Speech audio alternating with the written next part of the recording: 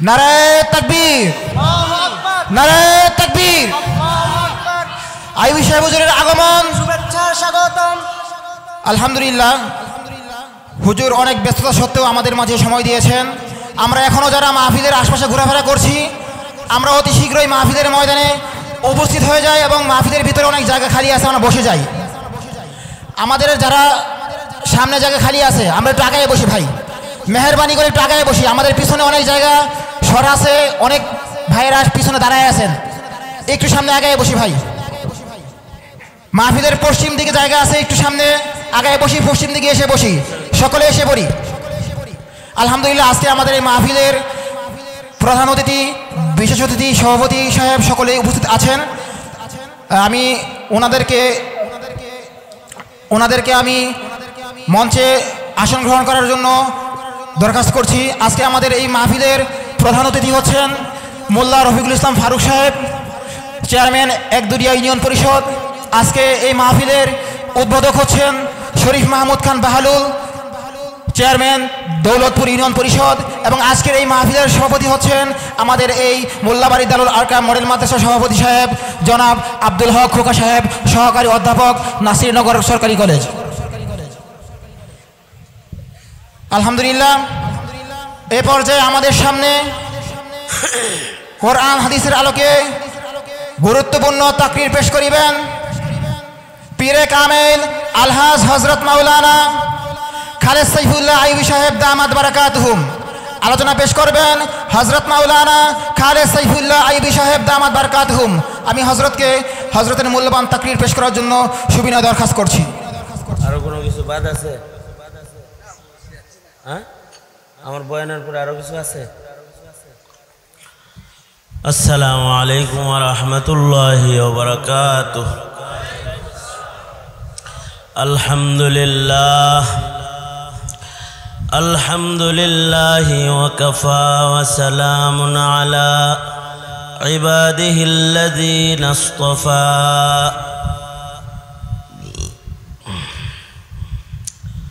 أما بعد فأعوذ بالله من الشيطان الرجيم.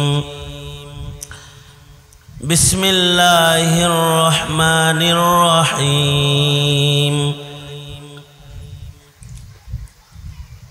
يا أيها الذين آمنوا اتقوا الله،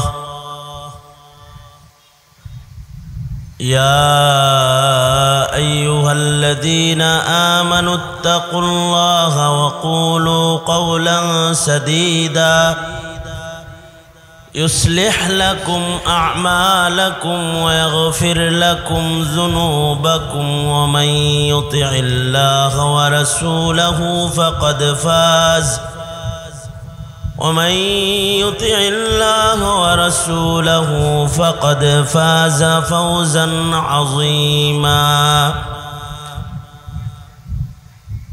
وقال النبي صلى الله عليه وسلم: من أحب سنتي فقد أحبني ومن أحبني كان معي في الجنة أو كما قال عليه الصلاة والسلام.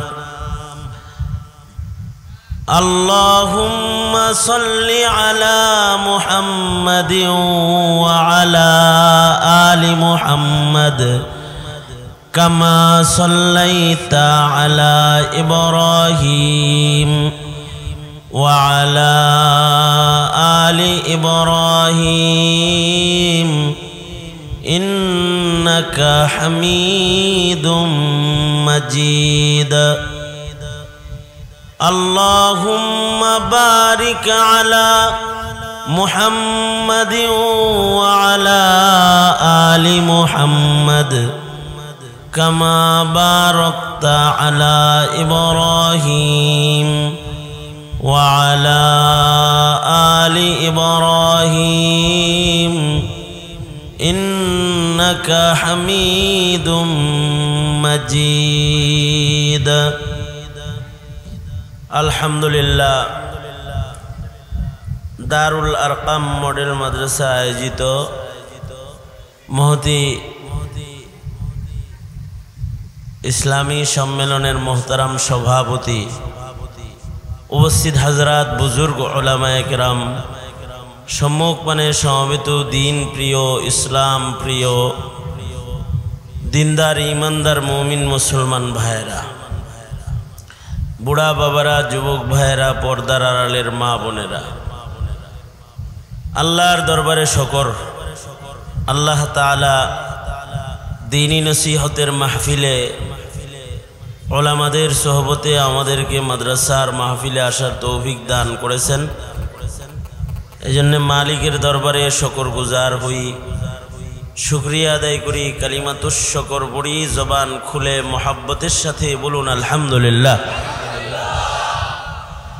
আপনাদের এলাকার কৃতি সন্তান, নাম কি যেন না প্রতিষ্ঠাতা, আসাদ ভাই না? হ্যাঁ, আব্দুল হক,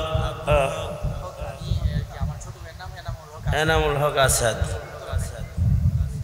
তো আব্দুল হক সাহেবের ভাই, ছোট ভাই এনামুল হক আসাদ, আপনাদের এই প্রতিষ্ঠাতার ছোট ভাই, উনি হলে আমার মুসল্লি।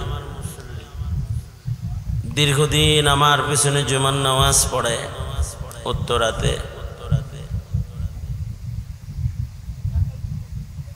ইমামের কাছে মুসল্লির কিছু হক হুকুক দাবি দাবা থাকে।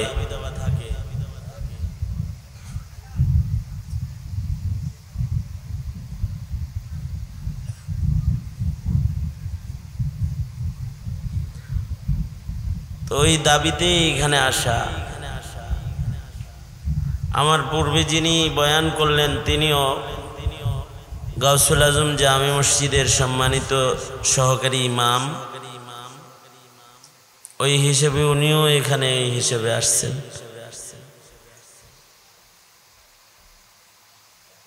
ওনার ভাইয়ের এই মাদ্রাসা, নতুন মাদ্রাসা প্রতিষ্ঠা করেছে। কাছের কোনো মানুষ কোনো বড় নেক কাজ করলে তাকে উৎসাহ দেওয়া, এটা একটা দায়িত্ব। সেই দায়িত্বকে সামনে করে এখানে হাজির হওয়া। আসছি, আপনাদেরকে কাছে পাইলাম, কিছু নসিহত করা, এটাও মুবারক একটা নেক আমল। আল্লাহর কাছে যদি কোনো ছোট্ট নেক গুণ পছন্দ হয়, তো ছোটখাটো গুণের কারণে আল্লাহ তাআলা কখনো কখনো বান্দাকে গুণী মানুষ হিসেবে গণনা করে লয়। রাখেন তো আপনারাও যে এই যে আসছেন, নসিহত শ্রবণ করতেছেন, এটা একটা গুণ। নেক সান্নিধ্যে বসলেন, খেয়াল করে কিছু কথাও যদি শোনেন, নেক মজলিসের কদর যদি করেন, তাহলে হতে পারে আল্লাহ তাআলা আপনাদেরকে কদর করে নেককার হিসেবে গণনা নিবে। রহমতে হক বাহানা মি জুয়াদ, আল্লাহ পাকের রহমত বাহানায় বাহানায় বান্দাকে নাজাতের রাস্তা খোলে। এজন্য মাত্র 3টা কথা বলার ইরাদা। তার 1 নম্বর কথা হলো, মানব জীবনের ছোট থেকে ছোট আমলকে গুরুত্বহীন কায়দায় করার কোনো সুযোগ নেই, এবং যে কোনো কাজকে ইবাদত বানানোর জন্য যে সকল শারায়েতগুলো দরকার, বনি আদমের প্রত্যেকটা কাজে ওই শর্তগুলো প্রয়োগ করা চাই, বাস্তবায়ন করা চাই। তাহলে ওই ছোট কোনো কাজও নাজাতের জন্য ওসিলা হয়ে যাবে। ময়দানে মাহশারে এমনও বহুত বান্দাকে আল্লাহ তাআলা নাজাত দিবেন যাদের কোনো কাজ আল্লাহর কাছে পছন্দ হয়ে গেছে। এই কারণে আল্লাহ তাআলা তাদেরকে নাজাত দিয়ে দিবেন। বুখারী শরীফে আছে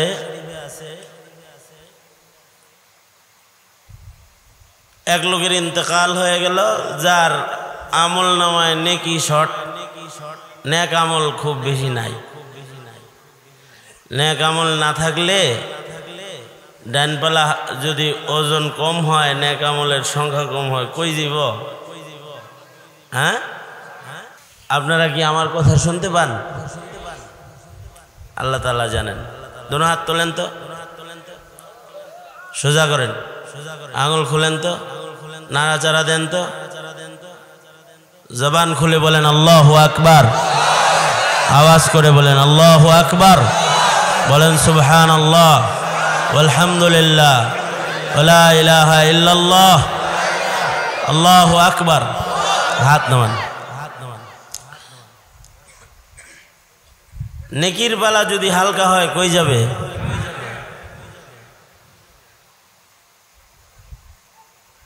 ময়দানে মাহশারে বহু মানুষকে উসিলায় উসিলায় আল্লাহ মাফ করবে। আল্লাহ পাকের শান, আল্লাহ তাআলা তো গফফার, এ ক্ষমা করার জন্য কখনো বাহানা খুঁজবে। বুখারীতে আছে এক লোকের নেকি কম,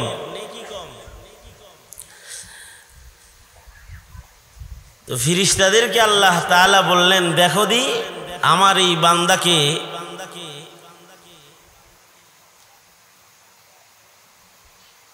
কোন উসিলায় মাফ করে দেন যায় এমন কোন আমল তার আমল নামায় আসেনি। ফেরেশতারা বান্দার নেক আমল পুনরায় ঘাটা শুরু করলো। তো ফেরেশতারা বলে যে হ্যাঁ, একটা নেক আমল পাওয়া গেছে, একটা ভালো কাজ তার আমল নামায় আছে। কি ভালো কাজ? লোকটা খুব বেশি ইবাদত বন্দেগী করে নাই, কিন্তু তার একটা রহমের সিফত ছিল, ভালো গুণ ছিল তার। কি গুণ? এই লোকটা তার টাকা থেকে মানুষদেরকে কিছু টাকা আলাদা করে রাখতো কর্জ দেওয়ার জন্য। কর্জ, ধার দেয় না, ধার, কর্জ, কর্জ ধার দেওয়া কাউকে, এটা কিরকম দামি ইবাদত। হাদিসে পাকে আছে ধার কর্জ দিলে সাদাকার চাইতে বেশি সওয়াব কর্জ দেওয়ার ভেতরে আল্লাহ তাআলা দান করে। আপনি একটা জিনিস সাদাকা করে দিলেন, কষ্ট কম, মনের থেকে ফালাই দিছেন এটা, যে এটা তো আল্লাহর রাস্তায় দিয়ে দিছি, কিন্তু কাউরে ধার দিলেন তো এটার লেগে অপেক্ষা করতে করতে দম বাইরে হয়ে যায়। হ্যাঁ, কবে যে দিব, না দিয়ে কি মরে নাকি পাওয়ার আগে আমি মরি, এই যে এক ধরনের টেনশন, বিভিন্ন রকমের তাকলিফাত, কষ্ট বান্দাকে গ্রাস করে। সাদাকা করলে অত কষ্ট হয় না, ধার দিলে যত কষ্ট হয়। ধার কর্জ দিলে যেহেতু কষ্ট হয়, এইদিকে চাইয়া থাকেন, অত ঠেকা লাগে নাই আপনার ওয়াজ শোনানের, ঠিক না? হ্যাঁ, কোন ঠিক? সবই তো ঠিক কইবেন। আমার গতকালকে প্রোগ্রাম ছিল মাগুরায়, মাগুরা থেকে আমি সকাল 10টার আগে উপস্থিত হয়েছি কিশোরগঞ্জ, কিশোরগঞ্জ থেকে আসছি কাপাসিয়া, কাপাসিয়া থেকে আসছি এখানে। কোনো ঘুম আছে আমার? বিশ্রাম নাই, কষ্ট করে যে আবার এসে এখানে বসেই কথা বলা শুরু করছি, তো এটা কষ্টের কাজ না। আপনার সামনে হয়েছে এইদিকে এইদিকে এইদিকে এইদিকে চান্দু, আপনার আইতে কইছে কে? বাজ্জান মিয়া, আপনার মতো শ্রোতার দরকার আছে? লাগাইছেন, লাগাইলে তো গিয়েছে।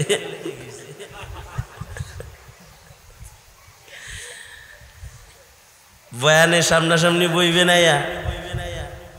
তো তিনটা কথা শুনবেন, খেয়াল করে শুনবেন। আর একটা কথা মনে রাখবেন, শ্রোতা ডাইনে বামে সামনে যারা থাকে এদের হালাতের উপরে হয়তো আল্লাহ তাআলা আলোচককে কথা বলার যোগ্যতা দিয়ে দেয়, অথবা এরা যদি গাফিল হয় তাদের গাফিল দিলের কারণে আল্লাহ তাআলা কথা উঠায় নিয়ে নেয়, বলার যোগ্যতা হারায় যায়। তো মুহতারাম হাজিরিন, আর এমনিতেই আমার তো অত কথা বলার লম্বা ওয়াজ করার যোগ্যতাই নাই, ঝুরি ছোট, কথাই কম। সুতরাং কিছু কথা বলি, আমাকে আপনারা যে খেয়াল করে কথাগুলো শুনতেছেন বুঝতেছেন, আপনাদের দেখলে যেন এটা টের পাই, বুঝেন নাই? যেটা আওয়াজ হয় এটা বন্ধ করে দেন, এটা এটা এটা বন্ধ করে দেন। আওয়াজ হয়? গরম লাগে? তা আপনারা কি এদিকে আছেন এখন নাকি অন্যদিকে আছেন? কি বলতেছিলাম যে সাদকা করার চাইতে কর্জ দেওয়া কি কষ্ট কম না বেশি? সাদকা করলে ওই টাকা পাওয়ার আশা থাকে, কিন্তু কর্জ দিলে এই দক্ষিণ পাশে যদি আর বাড়ি হয় খালি চাই থাকবেন বারিন্দায় বয়ে আছে, কবে দিবি রে, ঠিক না?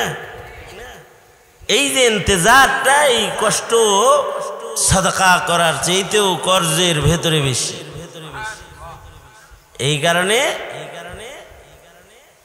কাউকে যদি কেউ কিছু কর্জ দেয় সওয়াব কম না, সব বেশি।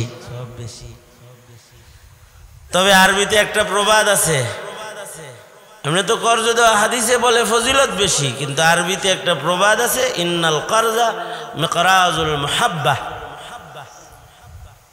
আরবরা বলে ধার কর্জ দিলে মোহাব্বত শেষ হয়ে যায়, কাজে লেগে যায়। কর্জ দিলে পারে টাইম মতো ফেরত দেয় না, যে নেওয়ার সময় যত সুন্দর সুন্দর কথা কয়, দেওয়ার সময় অত সুন্দর সুন্দর কথা কয় না। নেওয়ার সময় মনে করে যে ইনকাম করছে, আর দেওয়ার সময় মনে করে যে নিজের কামাই করাটা মনে হয় যেন যে দিয়ে দিতেছি, এরকম একটা ভাব।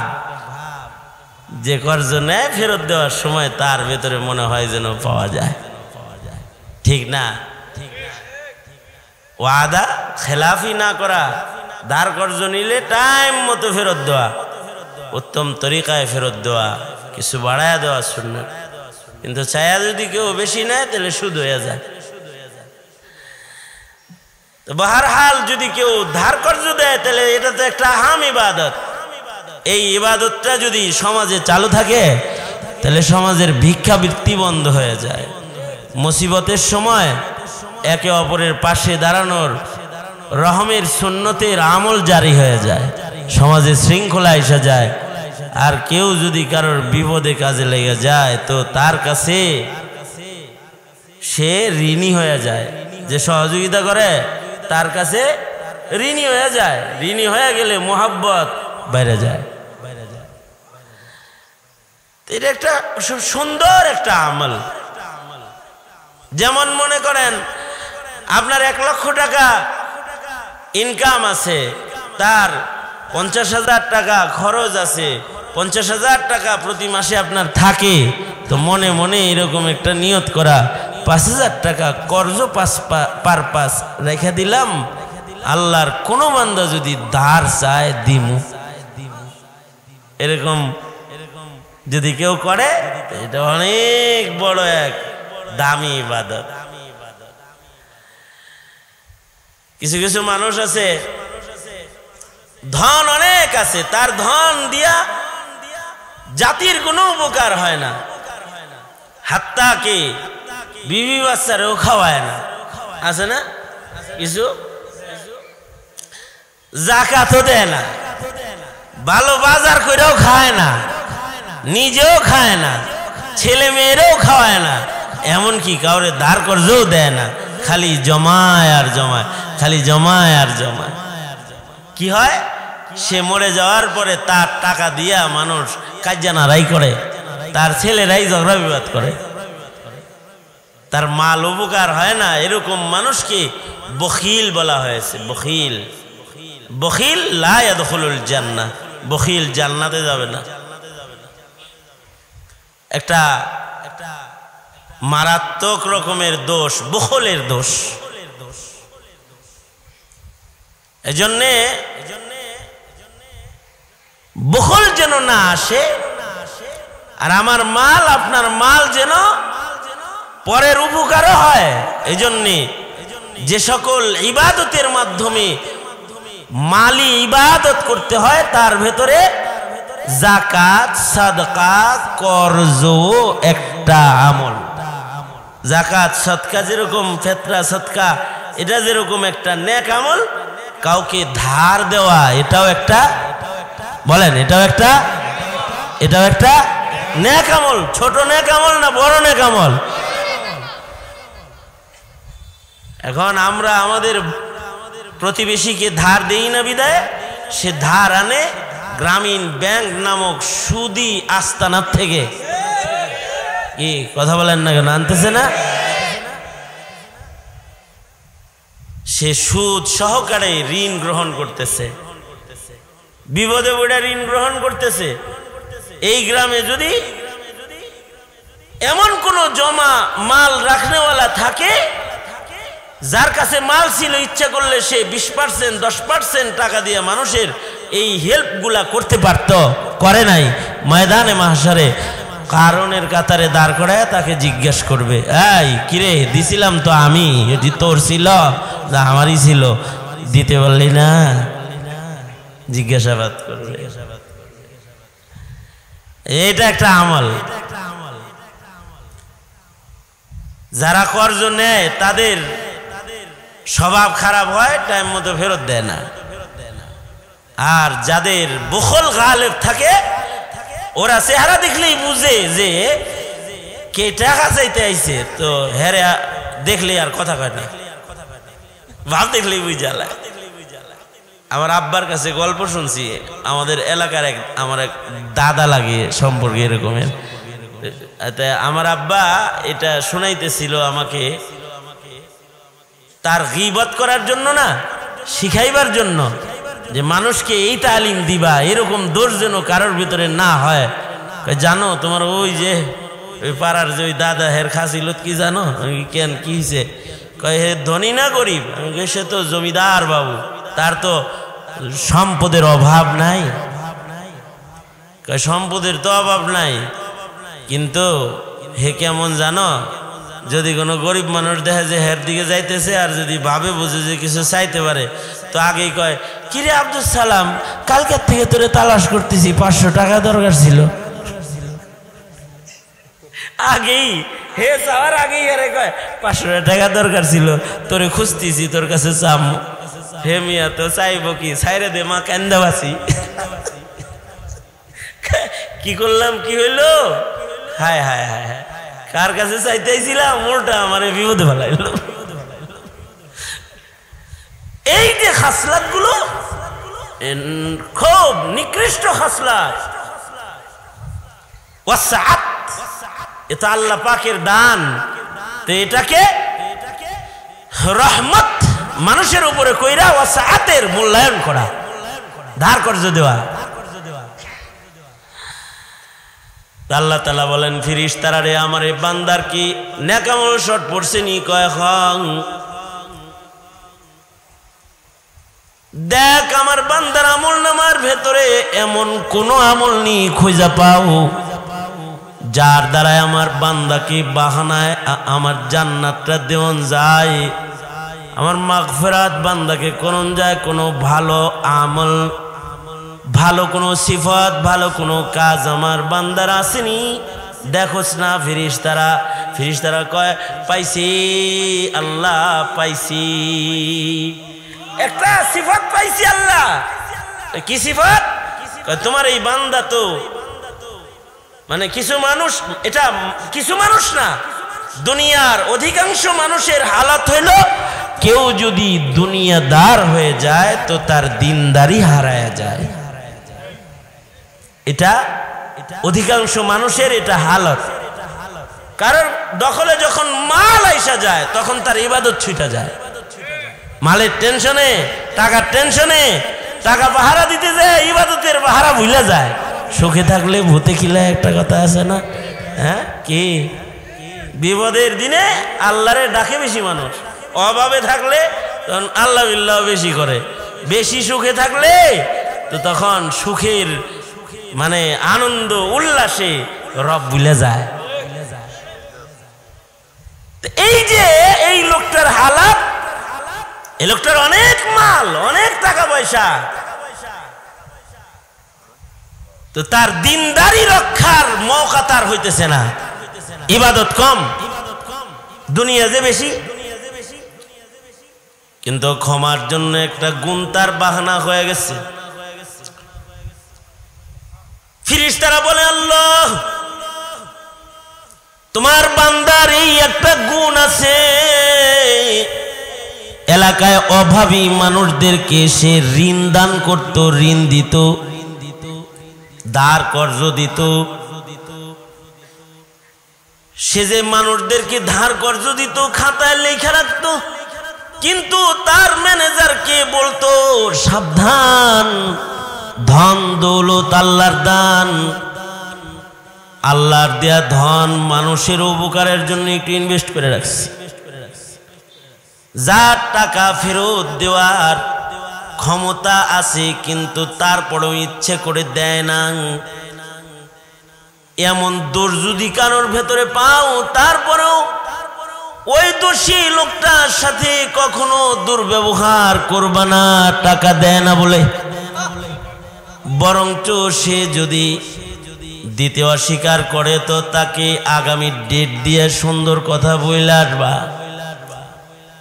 আর যদি আমার কাছ থেকে ঋণ গ্রহণকারী কোনো বান্দাকে দুঃখের হালতে দেখতে পাও তাহলে তার কাছে টাকা চাইবাই না, বরঞ্চ তাকে ক্ষমা করে দিয়ে আসবা।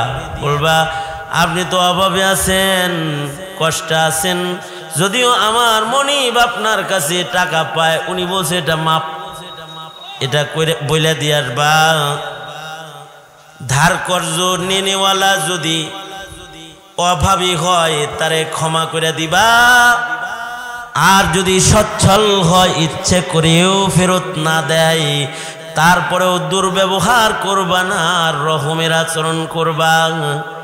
ফেরেশতারা এই বর্ণনা আল্লাহর কাছে দিলে আল্লাহ কয়, আমার যে বান্দাটা নেক কাজ তার কমই থাক, কিন্তু আমার যে বান্দাটা আমার আর একটা বান্দার পরে রহম করতো, বলো না ফেরেশতারা আমি যদি আজকে আমার এই বান্দাকে রহম না করি আমার রহমান রহিম নামের ইজ্জত তো থাকে না।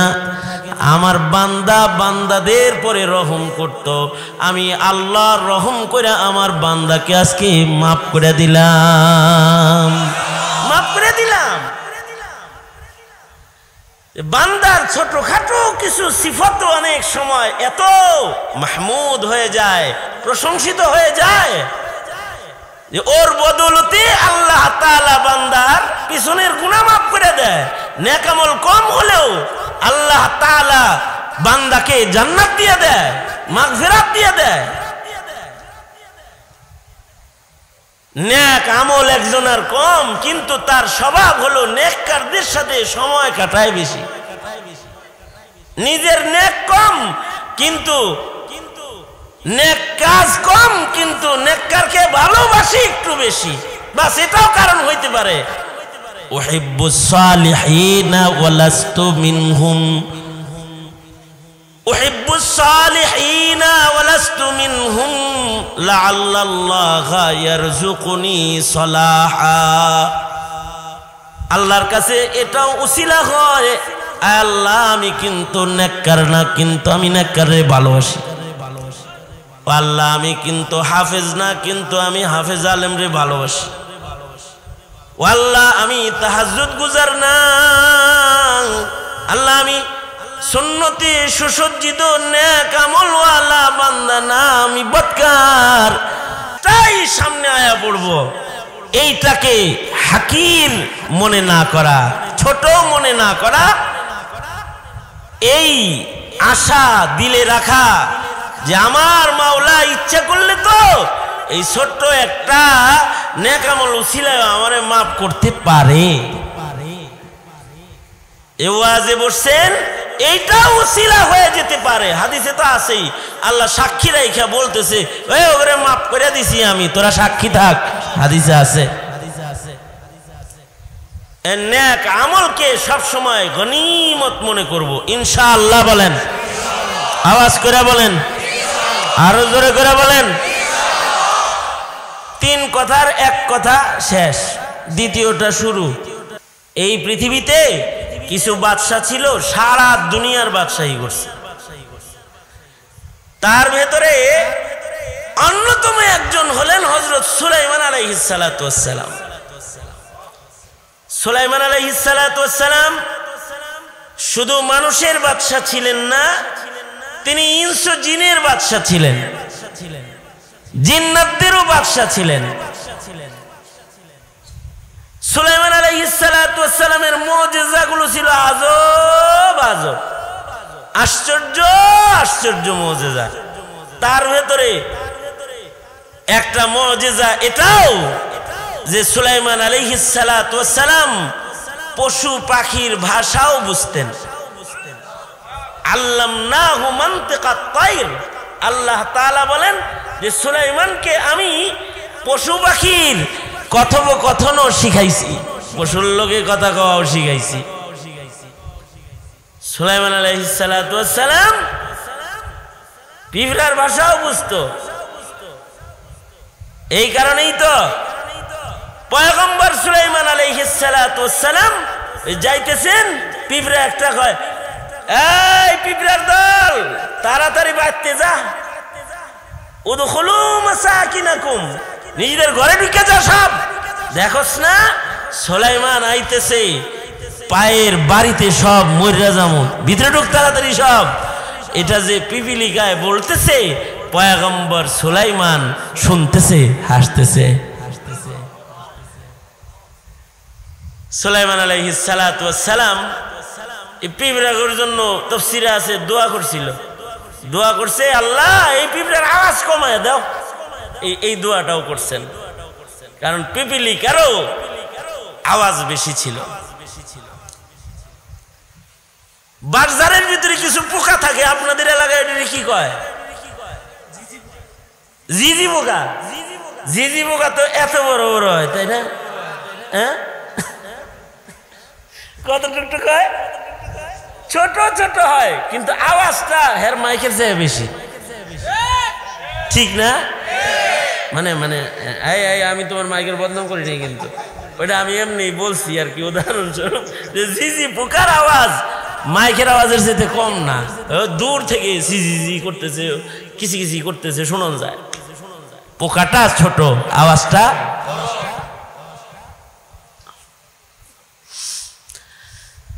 ওই রকম। পিঁপড়াও মাখলুক তো ছোট, পিঁপড়া এক একটা তো 1 কেজি ওজন হইবই, নাকি বলেন? হ্যাঁ, এক একটা পিপিলিকার ওজন আর কত, কিন্তু এই ছোট্ট প্রাণী, কিন্তু ওদের আওয়াজ ছিল বিকট, জোরে আওয়াজ দিত। কতগুলো মানুষ বাজারে এক জায়গায় হইলে যে কিলবিল হয় আওয়াজের কারণে, দূর থেকে ঘুম ঘুম ঘুম আওয়াজ শোনা যায়। বাজারের ভিতরে সব কথা কয়, এই সবার কথায় কথায় বাজার ঘুম ঘুম করে। পিঁপড়া ঘর যদি আওয়াজ বেশি হয়, আরে আপনার ঘরের ভিতরে কত পিঁপড়া আছে গুনতে হারবেন? গুনতে পারবেন? আমার ঘরে, আপনার ঘরে? হ্যাঁ, যদি এটা আন্দাজ করার লেগে মনে চায়, তাহলে একটু রসগোল্লার ফোঁটা কয়েকটা ফ্লোরের উপরে রাখেন, তো দেখেন কিরম আছে ঘরের ভিতরে। রসগোল্লার শিরা আছে না, রসগোল্লার শিরা কিছু ঘরের ওটারে রাখেন, মানে রুমের মাঝখানে ফেলে রাখেন, দেখবেন যে দল ধরে ধরে মেহমান রাইবে লাগছে। এক একজনের ঘরে এত আছে। যারা পশু বিশেষজ্ঞ তারা বলেছে, প্রাণী বিশেষজ্ঞ যারা, যে পিঁপড়ার চাইতে অধিক প্রাণী কোন মাখলুক আছে কি না, এটা আল্লাহ ভালো জানে। তাদের বক্তব্য হইল এই পিঁপড়ার চাইতে বেশি গণায় পাওয়া খুব কম, মুশকিল। এত বেশি, এক ঘরের ভিতরে অভাব নাই। আর যদি কোনো পিঁপড়ার বিল হয়, তাহলে তো হেডে কাম সারছে। পিঁপড়ার বিল বুঝছেন, মানে বড় জায়গায় যদি পিপিলিকার বসবাসের বাড়ি হয়, তাই তো কাম হয়েছে। অবশ্য আল্লাহর রাসূল বলে